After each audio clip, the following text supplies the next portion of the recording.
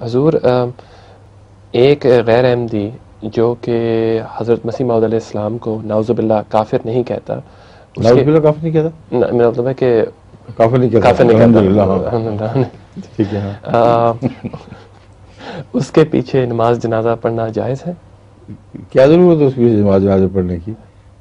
اصل میں اور کوئی نہیں ملتا، اصل میں حضور ہوا یہ کہ ابھی کچھ وہ بھی نماز جنازہ.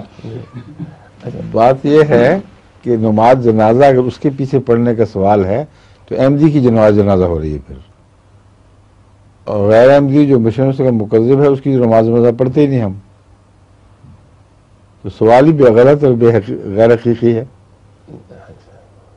کیونکہ ایسا ہمارے ساتھ ہوا تھا کیا ریسنٹلی کہ جب نماز جنازہ کس کی تھی؟ نماز جنازہ ایک احمدی کی تھی. اور پڑھا رہا تھا غیر احمدی؟ جی. یہ کیسے ہو سکتا ہے؟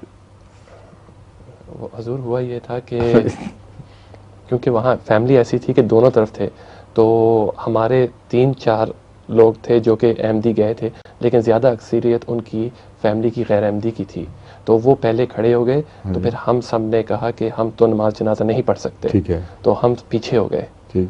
تو انہوں نے بعد میں کہا لیکن ہم تو ویسے تو احمدیت کی طرف ہمارا لگاؤ ہے، لیکن ہم کہتے نہیں اپنے آپ کو احمدی، تو انہوں نے اس پہ رنج کا اظہار کیا، تو لیکن ہم نے نہیں پڑھا، تو اس لیے نہیں آپ نے اپنا کیوں نہیں پڑھا؟ اگر احمدی تھا تو اس کا آپ کو پڑھنا چاہیے اس تھا. کے بعد ہم نے بعد میں پڑھا، ہاں اس ٹھیک کو ہے. مسجد دیکھ گئے. جی جی.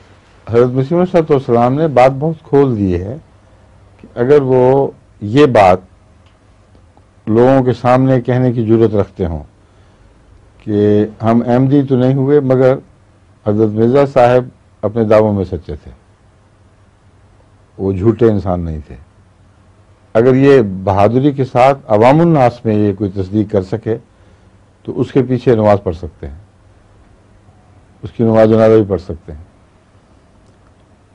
کیونکہ بیعت کرنے کی شرط نہیں رکھی مسیح علیہ السلام نے، تصدیق کی شرط رکھی ہے، مکذب کے پیچھے نہیں ہو سکتی. اور یہ ایک منطقی نتیجہ نکلتا ہے، اس کے سوا بن ہی نہیں سکتی بات، کیونکہ جس کو خدا نے امام مقرر کیا ہو اس کو جھٹلانے والا خدا کی امامت کے حق کا انکار کر رہا ہے، اور جو اللہ کے امام کا انکار کرے وہ خود امامت کیسے کروا سکتا ہے؟ اس کی اپنی امامت کینسل ہو جاتی ہے فوراً. جو خدا کے مقرر کردہ امام کا انکار کر دے وہ امامت کا حق کھو بیٹھتا ہے، کچھ بھی نہیں رہتا.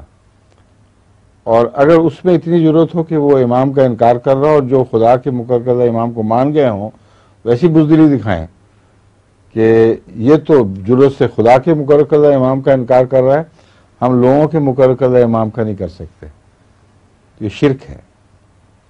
اصل بات بزدلی ہے، اس کے نیچے باقی سب بداہنت کے قصے ہیں کہ ان کو لنج نہ پہنچے، یہ نہ پہنچے. اب ایسی صورت میں دل کو ٹٹول کے دیکھیں تو سوائے بزدلی کے اور کوئی وجہ نہیں بنتی اس کی.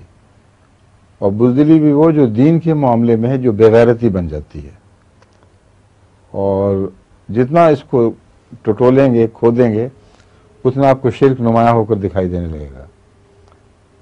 دو ٹوک بات ہے، خدا کی طرف سے امام مقرر ہوا کہ نہیں ہو گیا، آپ اس کو مانتے ہیں. جو شخص اس سے امامت کا انکار کرتا ہے آپ اس کی امامت کو قبول کریں گے؟ تو دو باتیں اکٹھی ہو ہی نہیں سکتی. اس طریق پر جتنے ہمارے بوسنین یا البینین وغیرہ احمدی ہوئے ہیں ان کو جب میں نے سمجھایا ایک بھی نہیں ہے جس کے ذہن میں کوئی بھی تردد بعد میں رہ جائے. خالی مسئلے کے طور پر ہو سکتی ہے نماز نہیں ہو سکتی، وہ گھبرا جاتے ہیں، کہتے ہیں یہ کیا مطلب ہوا، وہ بھی تو مسلمان ہی کہلاتے ہیں اور ایمان لاتے ہیں رسول اللہ صلی اللہ علیہ وسلم پر، کیوں نہیں ہو سکتی. لیکن جب ان کو یہ بات یوں سمجھائی جائے تو پھر سب مان جاتے ہیں. آج تک ایک بھی مجھے نہیں ملا جس نے کہا ہو کہ نہیں یہ بات سمجھ میں نہیں آ رہی، بڑے مطمئن ہو گئے بالکل ٹھیک ہے اب ہمیں پتہ لگ گیا کیا قصہ ہے. سمجھ گئے؟